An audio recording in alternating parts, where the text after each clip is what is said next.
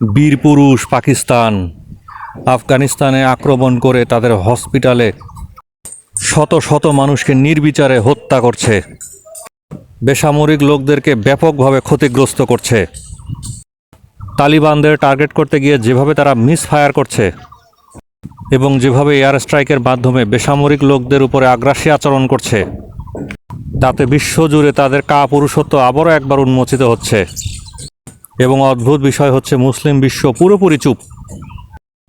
যুদ্ধের কোনো একটা প্রেক্ষাপট থাকতে পারে, কোনো একটা কারণ থাকতে পারে, কিন্তু যে কোনো যুদ্ধে যখন বেসামরিক লোকদেরকে টার্গেট করা হয় তখন তাদের নীতি নৈতিকতা এবং মোরালিটি নিয়ে প্রশ্ন অবশ্যই ওঠে। বিশেষ করে পাকিস্তানের মতো দেশের, যাদের এ ধরনের ইতিহাস অতীতে বহুবার হয়েছে এবং যাদের সবথেকে বড় ভিকটিম ছিলাম আমরা। পরিসংখ্যান বলে স্পষ্টভাবে বিশ্বের সবচেয়ে বেশি মুসলিম হত্যাকারী দেশ কিন্তু ইসরায়েল নয়, খোদ পাকিস্তান। আফগানিস্তানে বেসামরিক লোকদেরকে হত্যা করে তারা আসলে কি প্রমাণ করতে চাইছে বা কী ধরনের লক্ষ্য অর্জন করতে চাইছে তা বিশ্বের কারো কাছেই আসলে স্পষ্ট নয়। অত্যাচারিত এবং মজলুম রাষ্ট্রের পক্ষে বাংলাদেশ সবসময়ই ছিল, আছে এবং ভবিষ্যতেও থাকবে। এবং এত কিছুর পরেও বাংলাদেশের একটি অংশ সবসময় পাকিস্তানের সাফাই গাইবে, এটাই স্বাভাবিক।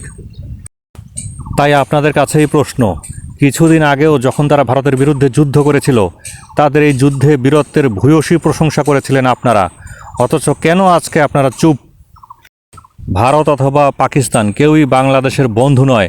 এটি যতদিনে আপনি বুঝতে পারবেন, যতদিনে আপনি নিজেকে সেই পর্যায়ে নিয়ে যেতে পারবেন, কেবল সেদিনই আপনি আপনার নিজের স্বার্থ নিজে বুঝতে পারবেন। তাই কারো প্রতি কোনো অন্ধভক্তি নয়, কিন্তু স্বার্থের প্রয়োজনে দুই দেশের সাথেই কূটনৈতিক সম্পর্ক বজায় রাখতে হবে। বাংলাদেশ সবসময় এই ধরনের অ্যাসল্টের তীব্র নিন্দা করে। মনে রাখবেন, বুনো জন্তুদের স্বভাব এমনই, তারা তাদের ধারালো দাঁত সবসময় নিরীহ প্রাণীদের উপরেই ব্যবহার করে। প্রকৌশলী আহসান।